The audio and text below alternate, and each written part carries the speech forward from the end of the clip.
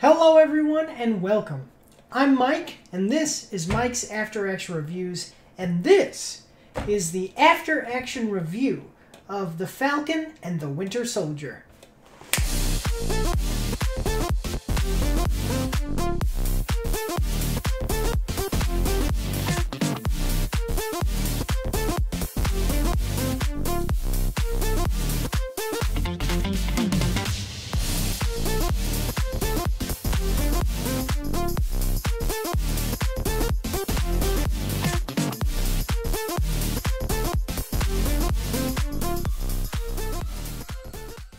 So guys, today I am here by myself. Believe it or not, I could not find someone who would be willing to sit down and watch basically a 6-hour movie with me and then sit through a review. So I'm here by myself, but I do have my notes, and as always we are breaking this down into the 4 categories: acting, characters, plot, and then miscellaneous, which is anything that doesn't fall into those other categories.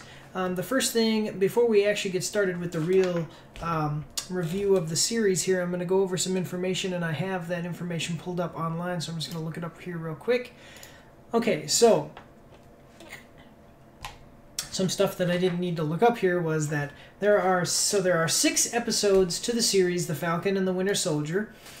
Each episode is about 45 to 55 minutes long, and reportedly, each episode cost about $25 million per episode. So keep that in mind as we talk about some of the stuff we're going to talk about today. And we are going to start with acting. So, acting. Well, this is a Marvel/Disney show, premiering on Disney Plus, I believe. That's the only place you can get it right now, Disney Plus, but unless you sail the Pirate Bay. But the acting is very good. Some things I do want to touch on before moving on, just basically because, as I said, like, the acting is good, so there's not a whole lot we have to say about it. But I will talk about Wyatt Russell, which I know him from Black Mirror. He does a very good job, even though there is some backlash with his character, which, minor spoiler, if you're at all interested in this show, you're already going to know that there is a new Captain America, and that is played by Wyatt Russell. And actually, his character does very good. Also, the other thing I want to mention is Erin Kellyman, which you might know her from Solo. She plays kind of the antagonist in Solo. Now, I just want to say that while I appreciate, you know, I don't want to bash an actor or an actress for taking a role necessarily, but I do want to say that I think that this was not the right actress. This is actually what I wrote in my notes. It says, Erin Kellyman is not the right actress for the job of an action antagonist. She looks like a schoolgirl and acts like it too. And that's not even to say anything bad about her acting per se. What I'm really saying here is that she is... I think I'll put up a little graphic so you can see her image over here. That should be up there now.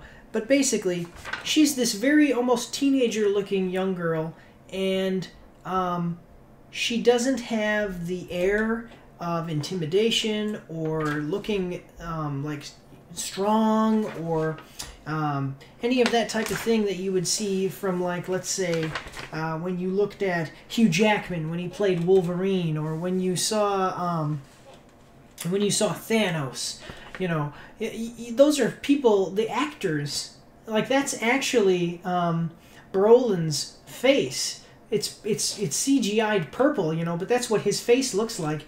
And you see him and you're like, ooh, man, like, he looks like a bad guy. Or another good example would be Cable from Deadpool 2, but he looks like, ooh, you know, he's scary. You look at this girl and she's just not like that typical action antagonist. And especially when you think about the character that she's playing as, if you go look up, the name of the character that she's actually playing as is Flag Smasher. One thing is that the character was a man, and the other thing is just that he was like a jacked supervillain in the comic books, and just when you see it here, you're almost thinking to yourself, how is Winter Soldier, Bucky, how is he not just beating this woman? I don't know. It just didn't have the look that you expect from an action character in a show such as this, which is, like I said, all action. So moving on. So I touched on that, but moving on, we're going to go to the characters. So we have Falcon, which is Sam Wilson, and Bucky Barnes as the Winter Soldier.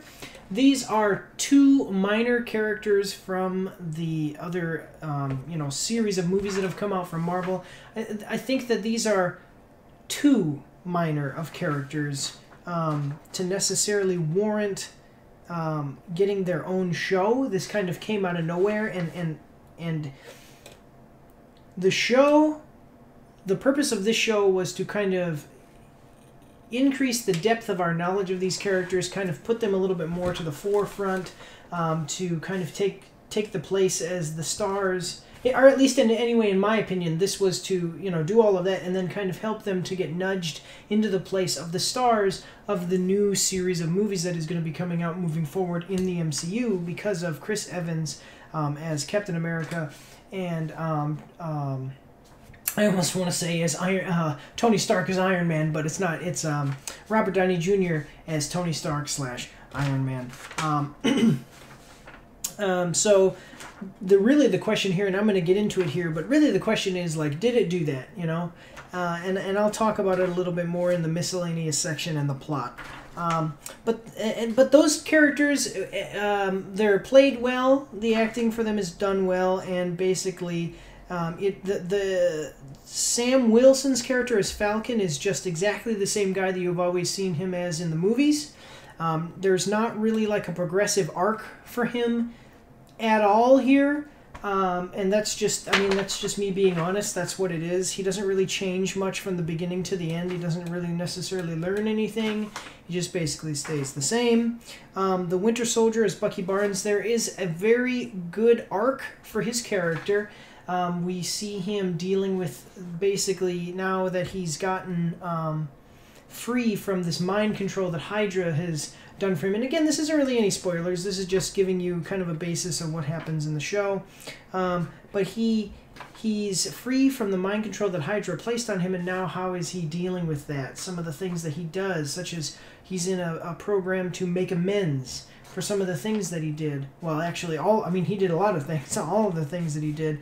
And actually, he does have a very good arc that is tied up very nicely by the end of the show, which is... So actually, I would say that he is the stronger character than Sam Wilson as the Falcon in this one.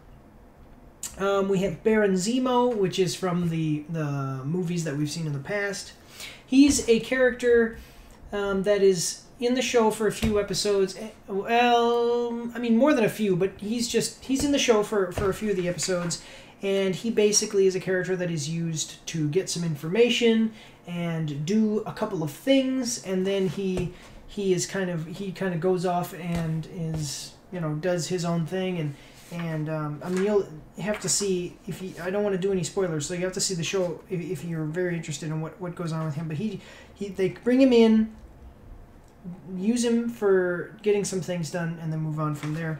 And then we have the main antagonist of the show, Carly Morgenthau, and she is again played by Erin Kellyman, and basically what is going on is she is a leader of a anti-nationalist group that has formed because of basically after the snap, half the world's population went away. And then now that that population has returned, there's a bunch of logistical, economic, and internal structure problems, going on with all of the countries around the world, and they are trying to, this organization is trying to return things the way that they were before people returned after the snap. And their big thing is, the thing that they always say is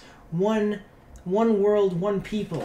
And so basically it's a globalist type of agenda of this group to try to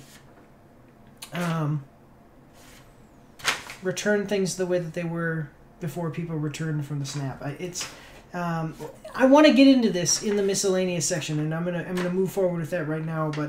But the character itself, themselves, excuse me, the character itself in Carly Morgenthau, she has some powers and does some things, and I don't want to get into that because that's kind of spoilers. But the motivation wasn't the best, and the way that they played out the motivation for the character was not the best. I believe I told you, so she was the leader of a group called the Flag Smashers, if I didn't say that just a minute ago. Okay, so those are like the big main characters. Oh, there was another character too, Carter. Actually, I'm sorry, I forgot to write this down. Let me see. The Falcon and the Winter Soldier. Carter.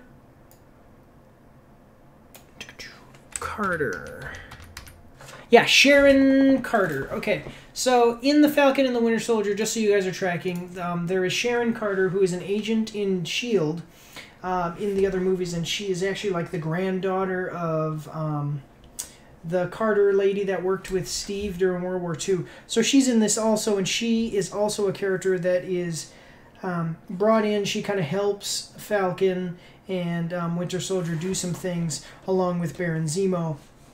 And she has a little bit of a mysterious what's been going on with her since she kind of went off the map, because in Civil War she sided with Captain America and was exiled. Like she has a warrant out for arrest, so she's been kind of off hiding from the United States and from S.H.I.E.L.D. and things like that.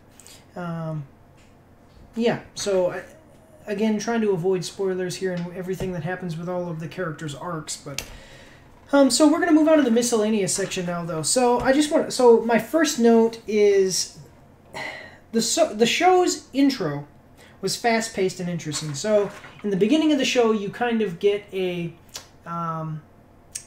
show of force from Falcon. They really show you what he is able to do on his own without the rest of the Avengers, because every time we've seen him before, he was always with the Avengers or with Steve and with all the other people, kind of in a support role.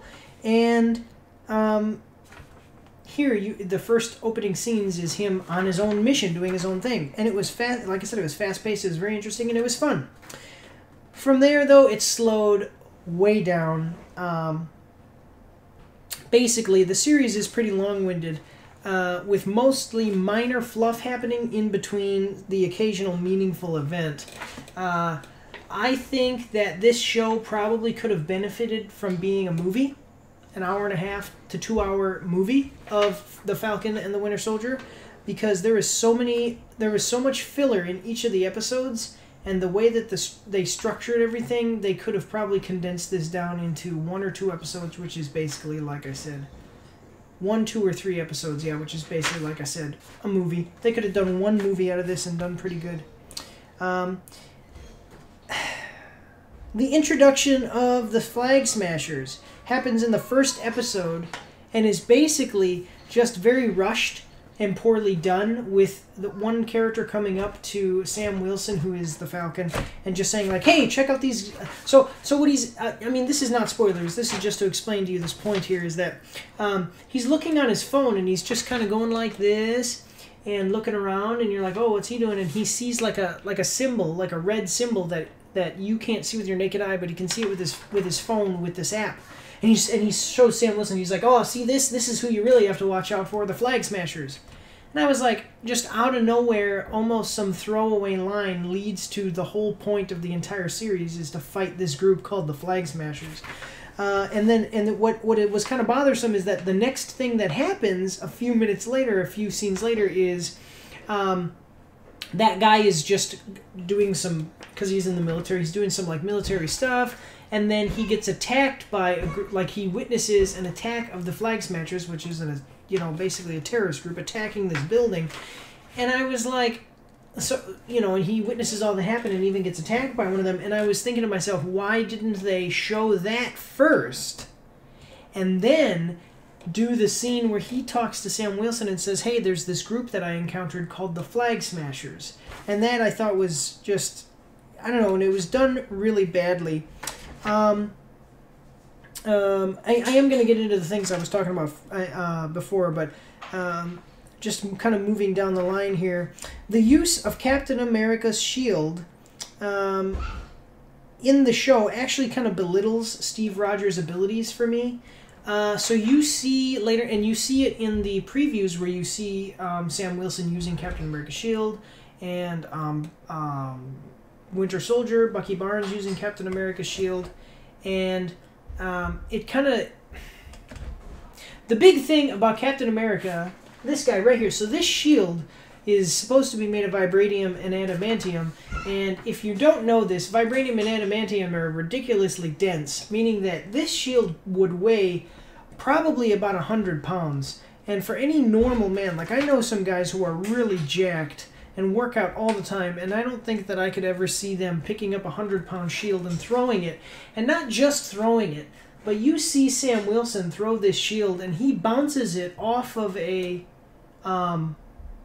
he bounces it off of a tree, and it comes back to him like a frisbee, like almost he didn't even have to think about it. He just went threw it, and it went boom, come back right to him, and then he does it again, but he bounces it off of like 3 trees. Like he hits this tree, and then it bounces over here, and then bounces over here, and it bounces back to him, and he catches it.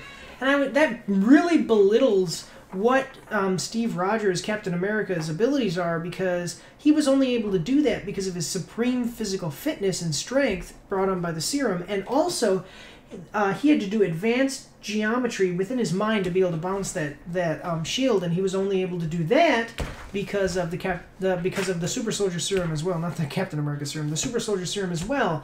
So it really, really kind of belittled everything that we see. In fact, to the extent that, again, I said there's a new Captain America, and I thought that the series was going to kind of go one way where there's this new Captain America, and when he's introduced, they just show him in uniform, and then a few, not immediately, but like later, you see him like in combat, and you see him throw the shield. Actually, you do see him when he's introduced. They kind of show a little montage video like of him training and stuff, and you see him throwing the shield and bouncing it the same way. And this was before you see Sam Wilson use the shield, and he catches the shield and has it. And I was thinking to myself, like, oh, this show is going to be about a problem that occurs because they figured out how to recreate the Super Soldier Serum. And used it to create this new Captain America. And that is not it at all. It just turns out that guy can just do that. And I was like, so not only can this random, like, not only can Sam Wilson, who again, like I said, so first you see him use it, and then this new Captain America, and then you see Sam Wilson. And this new Captain America is not a super soldier, and they don't tell you that. And you might think that he is, but he's not. Because, you know, you think that he is because of what you see him doing. But then, so I'm like, okay, so some random guy, like later when it's revealed to you and they explicitly say that he's not a super soldier, I was thinking to myself, so some random guy just picks up Captain America's shield and can use it as good as he can without the super soldier serum or any kind of powers or anything. That really was actually really irritating for me. I thought that was really dumb, and they did a really poor job at representing that. And then, like I said, you see Sam Wilson do it, and you're just like, this is just dumb. Like, it's dumb. Like what was the point in Captain America? His strength and everything, it meant nothing, because everything that he could do, anybody could do now, according to this show. That really, really irritated me. So this is the things that I was talking about before, where I was like, maybe I'll like to tell you about the Flag Smashers. So the series is ridiculously too political. It actually preaches to you, and it does preach to you. It basically has characters that come in and they just tell you. They tell you this is what it is, about 3 things. And just so you understand, so they tell you that, but then they offer there is no argument. It's not like 2 people talking about what their beliefs are in any way. This is what it is. And I really hate this, because I hate anything political getting into things. So one of the things that I started this channel for, as I said, I want to review movies and video games separate from the controversies today. And what that means is this political stuff that doesn't belong in our media as far as entertainment, I don't like that, and I want to keep that out of our media as much as possible if I can. But I really have to talk to you today about what this show does and kind of how it like brings down the quality of the show. So the series is too political, and it preaches you about three things. It preaches to you about racism, being that Sam Wilson is black, and there's even a scene where you see it's a throwaway scene, like it has nothing to do with the rest of the story. They just put it in so that way they could have this in the show. They put it in. They said where you see Bucky Barnes and Sam Wilson walking down the street, and they kind of like get into like a little heated conversation, but not like where they're really fighting. You just kind of see Bucky, and he's like, what do you mean by that? And a cop just randomly comes around and is like, hey, is this guy bothering you? And then they realize who he is. He's the Falcon. He's Sam Wilson. So they're like, oh, I'm so sorry, and all that stuff. But it's like, come on, like, if you did it a little bit more organically. So I just, okay, if you want to do something in which you combat prejudice, racism that is real, like racism that's real, prejudice that is real, these things, and the reason I say that is real is because the next two things that I'm going to talk to you about here. But anyway, so the real problems, a good way to do that is like in the way that the X-Men did it, is that instead of having Professor Xavier and Wolverine come out and say to you, hey, this is bad, and this, and you doing this is bad, and okay, what they did is they put a black character on the team and they didn't talk about it. Because if the black character comes on the team and is successful, then his skin color doesn't matter, and that's what being against racism is that you don't care about it. Like, I'm only concerned about how good you are doing your job, or who you are, or what you believe. You're a nice guy, so I don't care about your skin color. And so I think that they did a poor job by trying to be too preachy about that. And it's not just that. There's other things that happen where they literally have a character look right into the camera and tell you things about racism, and not just racism, but even like nationalism and you know, things like that. And it was stuff that didn't belong in the medium that we're using, here to tell an entertaining story. Like, it just felt really cringy, and it felt like they just did it to just be able to have that, like, hey, we hopped on the bandwagon about these political ideologies. Okay, so that's one. The second one it preaches to you about is open borders. With the flag smashers being, one people. One world, one people. And now and at first it wasn't a big deal because these were the bad guys, and they even killed innocent people and everything. But then by the end of the show, you see Sam Wilson talk to some people and say, you shouldn't call them terrorists, and they did this because of these things, and it kind of infantilized what they were doing, and made it out like they're the good guys. Like, not that they were the good guys, but that they weren't bad guys. They were doing these things because of these reasons, and so that makes them kind of okay. And it's really actually sad that we had to catch them and put them in prison, and that she, had this happen to her, and that this happened with these people, these bad things. And it's like, one of the characters immediately says something right to Sam Wilson. They say, oh, terrorists, and Sam Wilson says, you shouldn't call them terrorists, and the guy says, what else would we call them? Yeah, I actually have that question for you, Disney. What would you call characters that have a political ideology and want to cause terror to push that political ideology? And not only that, but they also kill, like, there's literally a part of the movie, or part of the show where an entire building full of innocent people that has nothing to do with anything gets killed by these people because to push their ideology. That's terrorism, and that's what they should be called. And their whole idea of pushing open borders and that kind of thing, they do it in such a way that actually is nonsensical, and it leads me to my next point. The Patch Act. So the whole show actually is, like, everything that is set in motion from the show comes from this Patch Act. So the Patch Act controversy in the show makes no legal or logistical sense, and is a straw man that the show builds up to be used to talk about, like I said, open borders. Basically, what the Patch Act is, and I even looked it up here. So the Patch Act. One second, let me see the Patch. Actually, I had it open. I don't know what the Patch Act. I had it open up here. So the Patch Act, Marvel. Here we go. Okay, so. The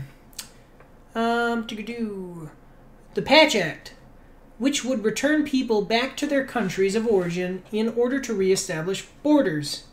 The premise of this act is to help those who had vanished after Thanos' snap to return to their lives. This means that basically, one second, being forced out of their homes. Okay, so the problem with this is that the show, and I'm just kind of reading exactly what it says, it has actually turned the societal challenge on its head, with those who survived the snap being forced out of their homes to make way for the returned. Legally, that makes zero sense. That's just something that I just read, but actually I agree completely with that. So basically, what it's saying is that half the world dies, right? Or dies or disappears. Now, let's say that I own a house, so I disappear, and then more people just move into my house a year later. People move into my house a year later, and now when I return, well, this is my house. Like I own this house. You have to leave. That makes no sense because I own the house. Like probate laws and things like that, as far as ownership of land and homes and the rental properties and people's property, like you can't just say that because half the people in the world temporarily disappeared for 5 years that the whole, like the rest of the people would have just taken over their homes, taken their property and all those things. That's not how it would have worked. And it just doesn't make sense. Like I can get where if I disappeared, and I was renting, then the person who is renting, who owns my house or owns my apartment or whatever, might say like, hey, I need to rent this apartment, and this guy disappeared from the snap. So they would have to get in contact with my relatives. My relatives would come and get my property, and then when I return from the snap, I would have to, I might actually have to get a new apartment. But if I owned a house, that house is still mine. Like that, my family would have that house. Those types of things. Also, I don't exactly understand what exactly the Flag Smashers want to do. Okay? Like, so they're against this Relocation Act. And that's what I'm saying. The Relocation Act, which is this Patch Act, basically would force people who then moved into my home, which they wouldn't be able to move into my home, but let's just say that they did, it would force them to what? Go back to their country? What people, if I disappeared today, what people do you think would buy my house or move into my house or move into my apartment? Probably, actually, most likely local people, because 50% of the immigrants would have also disappeared. Like, it doesn't make sense that you don't have the space. Like, it makes my brain hurt with what legal nonsense they had to kind of make this happen when they could have done something a whole lot better. So like I said, they basically build up this Patch Act, which is completely logistically and legally nonsensical anyway, and they build it up so that way they have a bad guy for the bad guys. Like this, so this is a bad thing that the bad guys are going to be against. But because it's legal, the good guys are put into an awkward situation where they have to defend the innocent and they have to fight for justice, which they like. So they're also against the Patch Act with their values, but they have to stop the Flag Smashers because they're killing people. And so by the end of the show, we're basically preached at by people saying like, oh, the Flag Smashers weren't actually the bad guys, the lawmakers were the bad guys, and they did this, and all of you big named countries that have all this power, you're the bad guys because of this Patch Act. Well, the whole thing was nonsensical from the get-go, so it was just a little bit irritating for me, and like I said, I don't like stuff like this, and the fact that I have to try to sit here and explain it to people, and as far as how complicated the whole thing is for you to just say that. Like, for someone to even have come up with the idea of, like, oh, so 50% of the population goes, so then, like who needs to be relocated? You know what I'm saying? Like, they're all gone. And when they were snapped back from existence, like, it would have just gone back. I mean, it wouldn't have gone back to normal, like people like with their jobs and things. But like, who do you actually have to relocate? You see what I'm saying? Like the 50% of people that would return were returning to where they came from. You know what I'm saying? So like, if I had disappeared right now from here, and then 5 years later I teleport, or like I was brought back via another snap using the gauntlet, I would come back right here. I'm not going to come back in another country, and then they're going to have to bring me back. You see what, like, it was just a really weird thing. But anyway, so yes, it gets ridiculously political, and it's so dumb that I'm sitting here talking about politics when we're talking about superhero show. You know what I'm saying? But anyway, we're going to move on to the plot. And actually, with the plot, there's not a whole lot to say. It was a simple plot. You basically have Sam Wilson, the Winter Soldier, and this new Captain America all kind of mixed. Well, Sam Wilson and the Winter Soldier are trying to fight the Flag Smashers, along with Captain America, this new Captain America, who's also trying to fight them, but they're separate, okay? And they end up kind of coming in contact with each other, helping each other a little bit, being against each other a little bit, different times in the series, but all trying to stop these terrorists from killing people and doing this bad stuff. And that's like the whole thing. Otherwise, all 6 of the episodes, there's a whole lot of fluff added on top of that to give the series its runtime. Excuse me. Basically, like I said, I think that this could have been just a movie, because they probably could have done it in 3 episodes, and 3 40-minute episodes is 160 minutes, which is 2.5 hours. And then they probably even could have trimmed that down just a little bit. They probably could have made a good, decent Marvel movie, like longer Marvel movie, like 2 hours long, to kind of usher in these new characters, as I said, to take the place of Tony Stark and Steve Rogers. But instead, they really, really rushed this. Like they really rushed a lot of what needed to have a little bit more time, and then they added a bunch of fluff on top of it, and there was only a few things that actually happened, like major events that happened in the show sprinkled in there, and mix all of that together, and you get, you know, the Falcon and the Winter Soldier. And the main idea of this whole show is something that, like the big resolution that happens at the end, no spoilers, I'm not going to give it away, but it basically was nothing more than what we already knew from other movies moving forward from this. And so, I mean, moving on to my final review score, I want to say that this is basically an average show.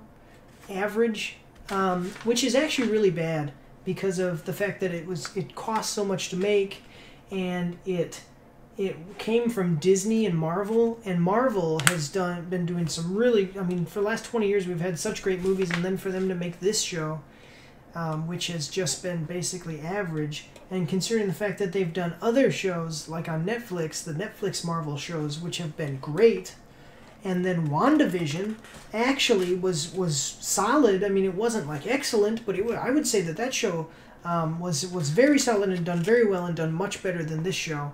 And so it kind of makes leaving me scratching my head, kind of going like, what was the point? You know, what was the point in doing this way rather than doing a good movie? You know, instead of giving me like a bland, basically nothing special show, you could have given me an action-packed, high production value, you know, action movie that did everything that this show did.